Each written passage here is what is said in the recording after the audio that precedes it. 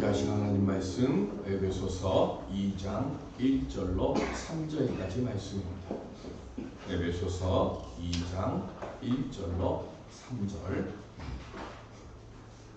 함께 한 목소리로 합독하도록 하겠습니다. 그는 허물과 죄로 죽었던 너희를 살리셨도다. 그때 너희는 그 가운데서 행하여 이 세상 풍조를 따르고 공중의 권세 잡은 자를 따랐으니 곧 지금 불순종의 아들들 가운데서 역사하는 영이라. 전에는 우리도 다 그 가운데서 우리 육체의 욕심을 따라 지내며 육체와 마음이 원하는 것을 하여 다른 이들과 같이 본질상 진노의 자녀이었더니. 아멘. 길이요 진리요 생명이신 예수님을 따라가며 가정의 길과 진리와 생명을 여는 성도들이 다 되시기를 주님의 이름으로 축원드립니다.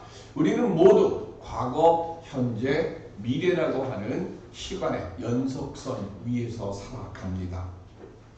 지금까지 살아왔던 내 과거가 아무리 부끄러워도 그 부끄러운 과거를 통해서 오늘의 내가 있고 내일의 내가 있는 것입니다. 지난 10월 29일에 있었던 이태원 참사는 참 부끄럽고 창피한 사건입니다. 일어나서는 안 되는 사고이죠. 그런데 일어났습니다. 일어났고 마음이 아픈 것도 사실입니다. 이 사고를 통해서 그런데 우리는 다시는 이런 일들이 재발되지 않도록 배우고 깨우쳐야 됩니다. 어떻게 무엇으로 배우고 깨달을까요? 우리 이스라엘의 모습을 통해서 우리가 새롭게 깨우쳐야 될 길들을 함께 볼 수 있습니다. 6월절이 어떤 날입니까? 이스라엘이 애굽에서 나온 날을 기념해서 드리는 절기가 바로 6월절입니다. 이 6월절에는 뭘 먹죠? 급하게 나오느라고 하나님께서 누룩을 넣지 않은 떡을 준비하라, 빵을 준비하라 했어요. 그래서 우리는 그거를 무교병이라고 합니다.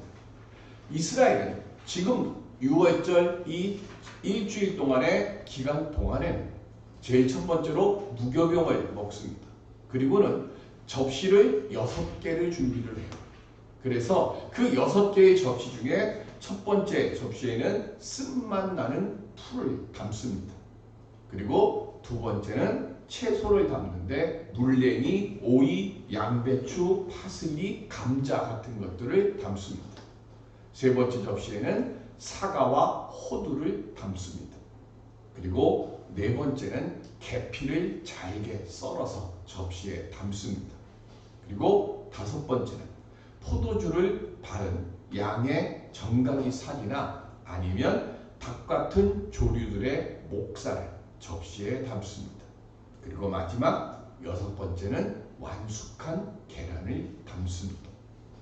이 음식들을 왜 무슨 의미로 담는지 저는 잘 모르겠어요. 어쨌든 그렇게 6 접시를 담고 그것을 가지고 제가 성지순례 갔을 때가 마침 6월절 축제 기간이었는데요.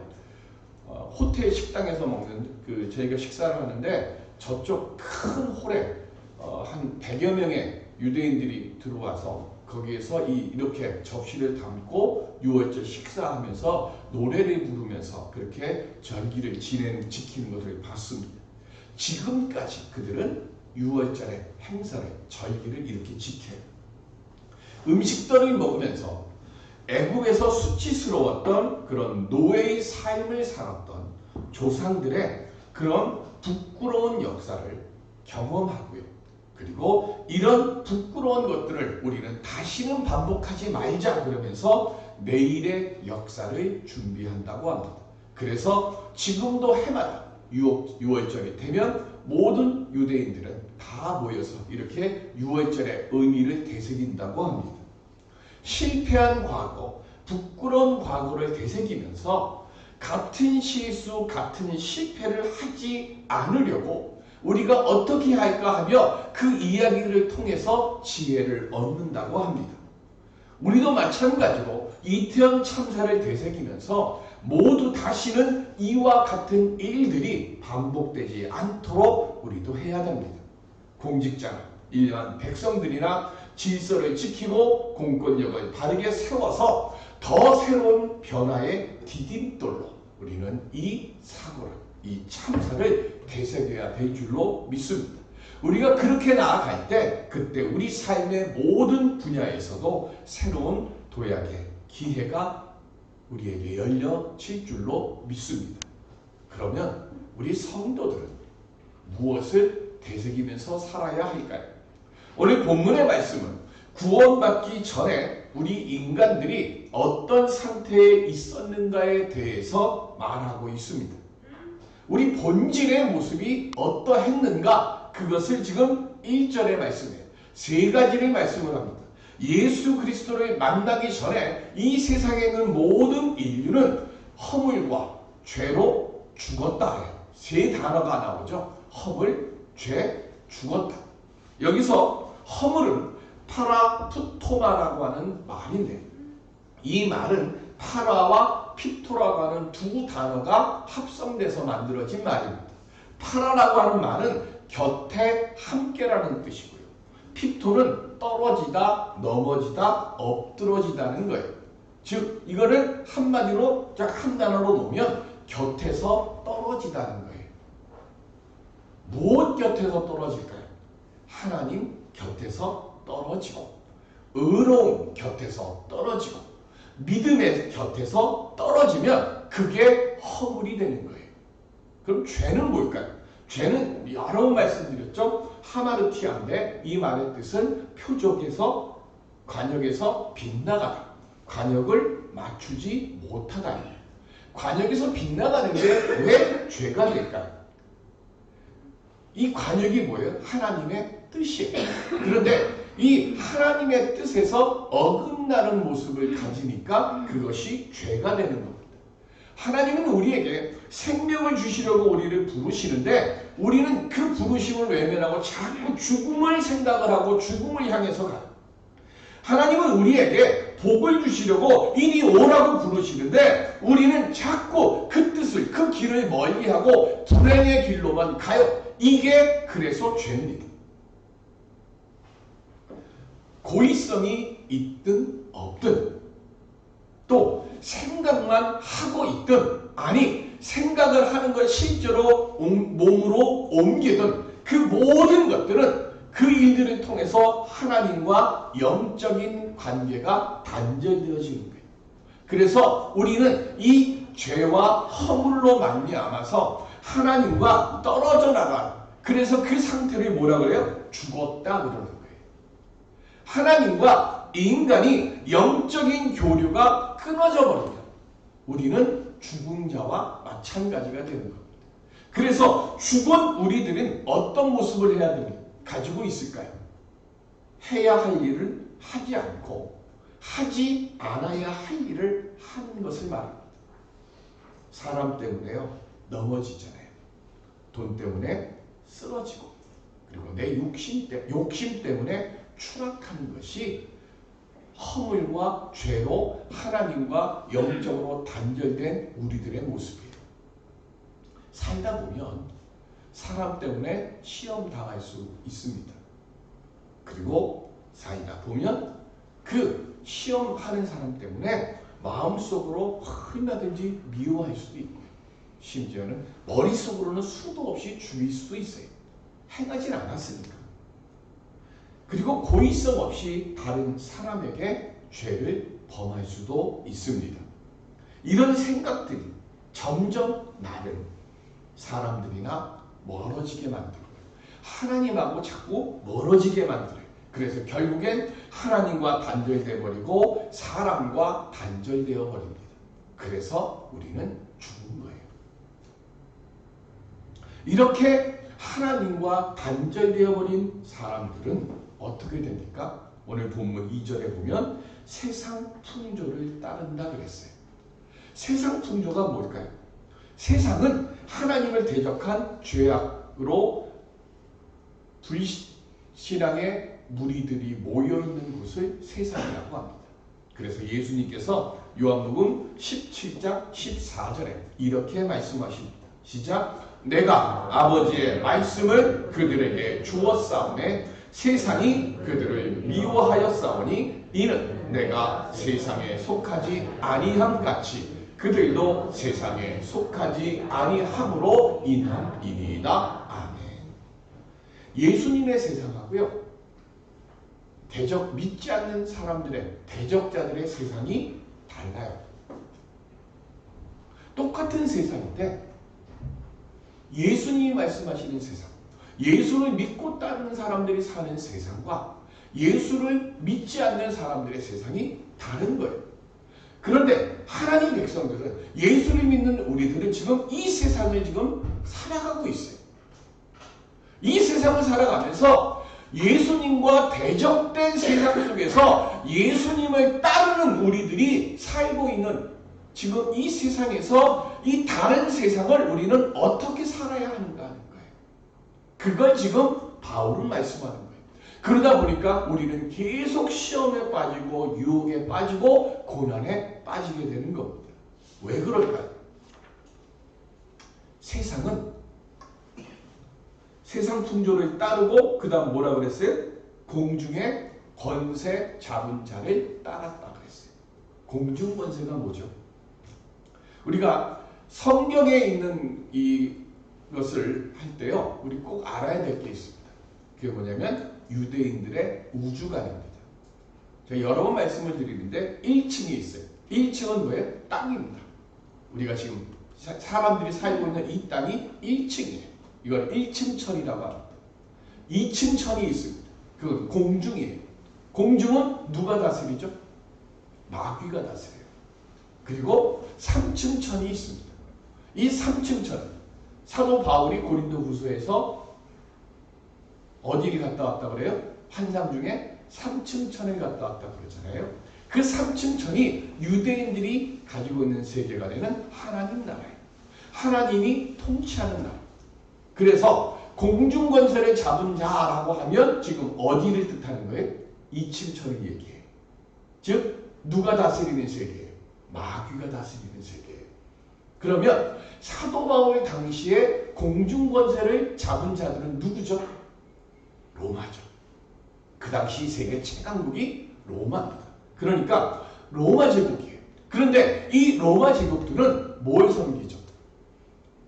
제우스 뭐 해갖고 수많은 다신들을 섬겨요.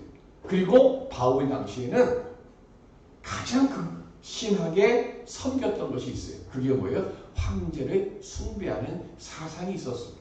그래서 황제의 상들을 세우고 그 황제의 상들 앞에서 절을 하게 하는 것이 그 당시 바울이 복음을 전하던 당시의 로마의 모습이에요. 에베소 교인들도 예수를 믿기 전에는 이 세상에 속해서 공중권세를 쫓는 삶을 살았습니다.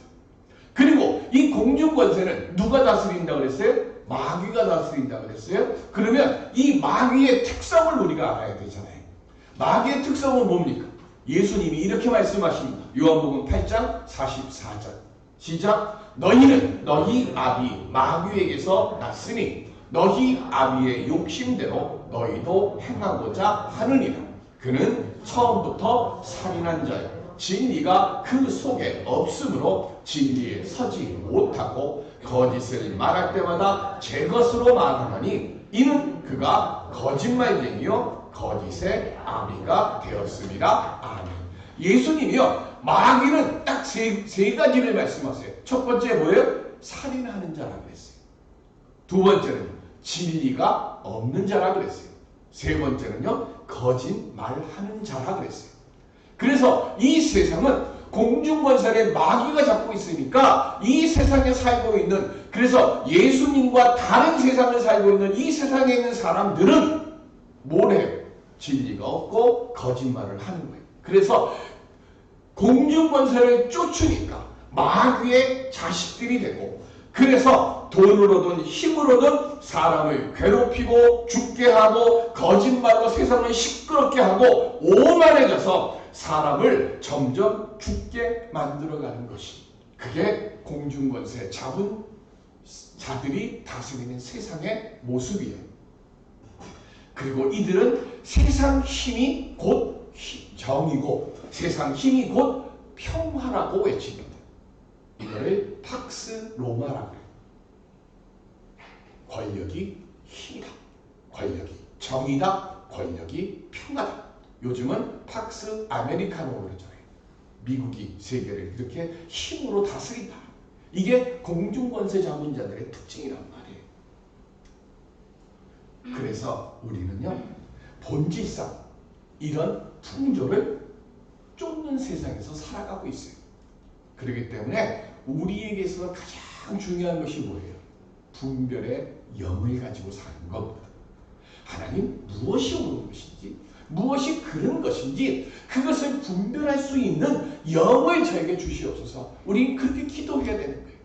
그래서 예수님이 이렇게 말씀하십니다. 요한복음 17장 15절. 아까 14절 했어요. 이제는 15절 시작. 내가 비옵는 것은 그들을 세상에서 데려가시기를 위함이 아니요 다만 악에 빠지지 않게 보전하시기를 위함이니이다. 아멘.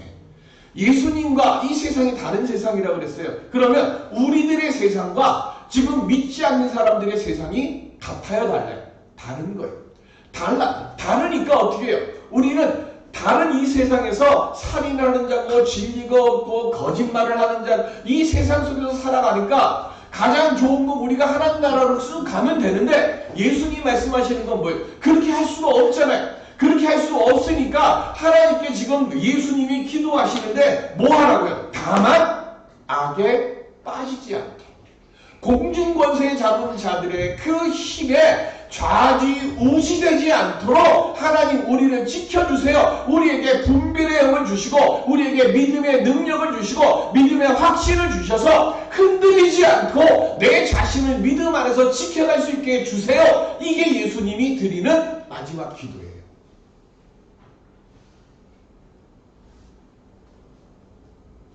공중권세를 쫓다 보면 3절에 그래서 마지막 결론으로 뭘 쫓아요? 육체의 욕심을 따라서 지내게 됩니다. 여기 우리는 우리 개혁 성경은요, 육체, 몸, 뭐 이거를 다 똑같은 말로 하는데 헬라어는 단어가 두 개가 있어요. 하나는 소마입니다. 이건 그냥 바디, 이 육체를 말하는 거예요. 두 번째가 사르크스라는 것이 있습니다. 이 사르크스라고 하는 말은 우리 몸 안에 있는 부패한 성품을 나타내요. 그러면 오늘 3절에는 이 육체는 뭐로 썼을까요? 소마일까요? 사르크스일까요? 이건 사르크스가. 그래서 부패한 성품, 타락한 성정을 나타내요. 허물과 죄로 죽는 사람은 본질상 어쩔 수 없이 부패한 성품을 따라갈 수밖에 없습니다. 그래서 우리는 뭐가 중요해야 돼요? 거듭나는 것이 중요한 거예요. 요한복음이 계속해서 성령 충만을 받으라 거듭나라고 말씀하시는 이유가 거기에 있습니다. 성령 세례는 한 번밖에 없습니다. 자꾸 성령 세례 달라고 그러는데요. 그건 성경하고 틀린 말이에요. 우리는 뭘 간구해야 돼요? 성령 충만을 간구해야 되는 거예요. 그러니까 거듭나서 성령 세례를 받고 그 다음에 깨달으면 그 깨달음을 통해서 우리는 뭘 추구를 해야 되는가 하면 주여 성령이 내게서 떠나지 않도록 성령 충만함을 주시옵소서. 그래야 내가 이 공중권세에 따르는 이 부패한 성품 사르크스로 가득한 이 세상에서 내가 넘어지지 않게 되니까 주여 성령 충만케 해주옵소서.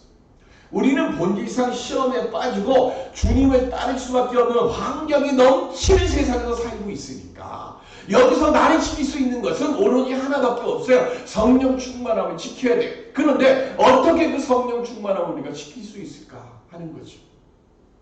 출애굽기 25장 31절을 보시면 시작. 너는 순금으로 등단대를 쳐 만들 때 그 밑판과 줄기와 잔과 꽃받침과 꽃을 한 덩이로 연결하고 아멘. 이스라엘 국기는 뭐라고 그랬어요? 데이비스타라고 그랬어요. 다윗의 별. 별은 오각형인데 데이비스타는 몇 각형이에요? 육각형이죠. 삼각형을 두 개를 이렇게 놓은 거. 육각형입니다. 그런데 진짜로 유대인들은 긍지를 가지고 자신들의 상징하고 자신들을 나타내는 것은 뭐라고 그랬어요? 지난번 성경 공부 때 말씀드렸어요. 메노라. 메노라가 뭐죠?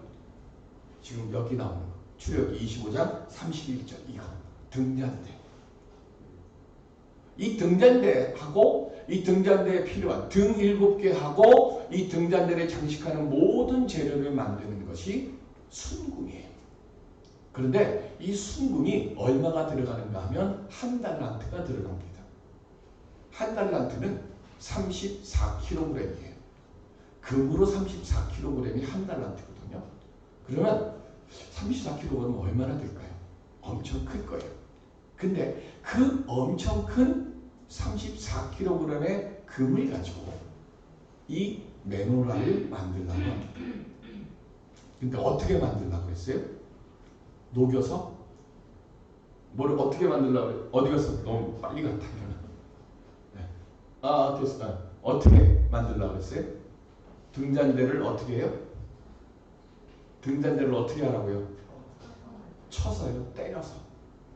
금을 34kg을요. 때려가지고 이 분리해갖고 해서 조립하는 게 아니에요. 34kg의 이 금 덩어리를 가지고 7개의 촛대를 만들고 꽃과 꽃 무늬 가지 이런 것들을 다 한 번에 만들려고 하는 거예요. 아까 잠깐 보여준 게 그게 메노라입니다. 그런데 이 한 달란트의 금을 가지고 왜 쳐서 만들려고 했을까 하는 거예요. 녹여서 만들면 되는데 치라는 거예요. 왜? 우리 안에는 본질상 허물과 죄로 가득하고 자꾸 어디로 가요? 주거 관계로 가려고 하니까 그때마다 하나님이 메노라를처럼 하는 거예요. 뭐예요? 치는 거예요. 때로는 고난으로, 때로는 어려움으로, 때로는 질병으로 하나님이 우리를 쳐요. 쳐서 뭐해요? 하나님의 생명의 자리에 설 수 있는 자로 그 자리에 설 수 있도록 만드시는 거예요. 그래서 쳐서 등잔대를 만들려고 하는 겁니다. 그래서 우리 삶에 때로는 역경이 올 수가 있고 낙심하고 좌절하는 일들이 와요. 그때 어떻게 하라고요? 내가 지금 막고 있구나. 하나님 제가 이 어려움 속에 있으니까 성령 충만케 해주시고 이 성령 충만함으로 주께 기도함을 통해서 이 고난을 이기고 질병을 이기고 어려움을 이길 수 있도록 하나님 복받은 자로 제가 거듭난 자로 살 수 있게 해 주옵소서. 그렇게 기도하는 자로 그 기도하는 자리에 서라고 하나님 우리를 치시는 거예요. 그래서 등잔대를 쳐서 만드는 거예요. 예레미야 1장 12절에 보면 시작. 여호와께서 내게 이르시되 내가 잘 보았도다. 이는 내가 내 말을 지켜 그대로 이루려 함이라 하시니라. 아멘.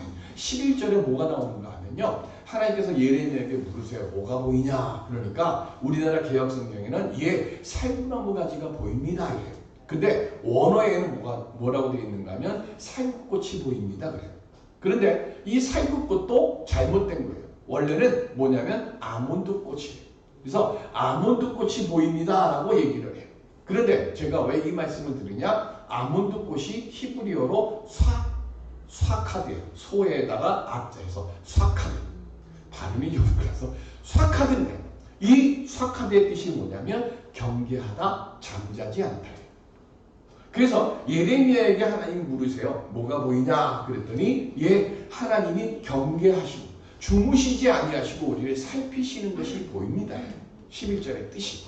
예레미야를 선지자로 부르시는 하신 말씀이에요. 그리고 난 뒤에 우리가 함께 읽었던 12절의 말씀이 나와요. 그러면서 뭐라고 그래요? 내가 내 말을 지켜 어떻게 한다고요? 그대로 이루려 함이라 하십니다. 즉 하나님은 우리에게 생명의 길, 복의 길에 설 수 있도록 주무시지도 않고 졸지도 않으시고 우리를 지켜보시는 거예요. 어떻게 하면서요? 두드리면서. 그래서 메노라의 첫 의미가 뭐냐면 빛이. 무슨 빛일까요? 하나님은 모세를 부르셨어요.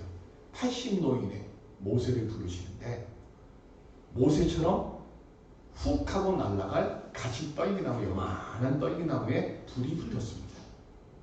그 한 2, 3분이면 불이 붙고 사라져야 돼. 없어져야 돼. 그런데 불이 꺼졌어요? 안 꺼졌어요? 안 꺼졌어요. 그리고 하나님 모세에게 뭐라 그러세요? 내 발에서 신을 벗어라. 여기는 뭐한 곳이다? 거룩한 곳이다. 그리고 모세에게 하나님이 무슨 명을 내리세요? 내 백성을 애굽에서 인도해내라. 이 3분이면 타버릴 연약한 떨기나무는 모세를 얘기합니다. 초라해요. 꿈도 없어요. 다 늙었어요. 그 모세에게 떨기나무에 불이 붙었는데 불이 꺼져야 되는데 안 꺼져요. 하나님이 모세가 사명을 감당할 때까지 이 떨기나무에서 불이 사그러지고 사라지지 않듯이 내가 너와 함께 하겠다 약속하신 것이 떨기나무의 불이에요. 메노라가 아까 빛이라고 그랬죠. 첫 번째입니다. 그 빛이 뭐예요? 하나님이 모세와 함께 모세를 지켜주시고 모세의 사명을 완수할 때까지 하나님이 지켜봐 주시는 것처럼 우리 이스라엘을 지켜봐 주신다는 의미가 첫 번째입니다. 그래서 그들은 메노라를 그렇게 긍지로 느껴요. 두 번째 메노라는 뭡니까? 일어나 메노라는 보여줘요. 촛대가 있고요. 옆에 지금 뭐가 보여요? 이파리하고 그게 나오죠. 네. 자, 그리고 가운데 글씨가 이게 히브리어로 되어 있는데요. 이게 오른쪽에서 왼쪽으로 갑니다. 이게 이스라엘이에요. 이게 히브리어로 이스라엘. 근데 자, 이 메노라 하나님이 우리는 에덴을 잃어버렸어요. 에덴이 어떻게 생겼는지 몰라요.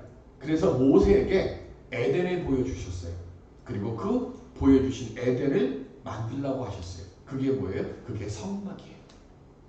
그리고 에덴의 가장 중앙에 뭐가 있죠? 생명나무가 있어요. 에덴의 가장 중앙에 생명나무가 있습니다. 성막의 가장 깊은 곳에 뭐를 세워놔요? 메노라를 세워놓습니다. 메노라는 두 번째 의미가 뭐냐면 생명나무입니다. 그래서 하나님이 우리를 지켜주시고 우리 이스라엘을 영원히 생명의 긍지와 생명의 빛을 잃어버리지 않도록 하나님이 우리와 함께 하십니다. 하나님이 졸지도 않으시고 주무시지도 않으시고 우리를 지켜봐 주십니다. 이 뜻이 메노라 속에 담겨 있는 거예요. 그래서 이스라엘 사람들은 메노라를 국기보다 더 긍지로 내세우고 더 앞으로 내세웁니다. 우리에게 있어서 메노라는 누굽니까? 십자가에 달리신 예수 그리스도입니다. 이 시대의 풍파로 우리는 흔들리고 세상의 가치관에 좌우되는 것이 우리 본질이라고 했어요. 그래서 흔들려요. 의심해요. 믿음이 약해져요. 그건 우리 본질이니까. 그때 어떻게 해요? 생명의 빛이며 생명의 길이신 그래서 우리에게 하나님이 예수 그리스도를 보내주셨으니까 우리는 메노라이신 예수 그리스도를 바라보면서 내가 흔들릴 때 시련과 유혹이 와서 믿음의 불이 꺼져갈 때 그때 십자가의 예수를 바라보면서 주여 저로 하여금 생명의 길을 걸어가는 주님 성령 충만의 사람이 되게 해주시옵시고 그래서 이 시련과 이 유혹을 딛고 하나님 세상을 예수님께서 세상을 이기신 것처럼 저도 세상을 이길 수 있게 해주시옵소서 주께 기도하면서 믿음으로 이 세상의 일들을 싸워서 이겨가려고 주 앞에 우리는 나와야 돼요. 예배를 드리는 이유가 거기에 있습니다. 우리는 본질상 허물과 죄로 죽었던 존재들입니다. 그런데 우리를 주님이 살리셨어요. 그러니까 우리는 내가 살았으니까 이제는 십자가의 예수만 바라보고 그 생명의 영광의 열매들을 내 삶 속에서 내 가정에서 온전히 만들어가는 그래서 주님 기뻐하시는 믿음의 사람들로 온전히 사는 우리 모두가 될 수 있기를 주님의 이름으로 축원드립니다. 기도하겠습니다. 은혜의 아버지 하나님, 깨달음을 주시옵시고 십자가의 예수를 통해서 허물과 죄로 죽을 수밖에 없는 우리들이 살아나고 주님이 우리를 단련시키고자 주시는 시련과 고난과 질병과의 싸움에서도 승리하는 우리 모두가 되게 하여 주시옵소서. 감사하며 예수님의 이름으로 기도드립니다. 아멘.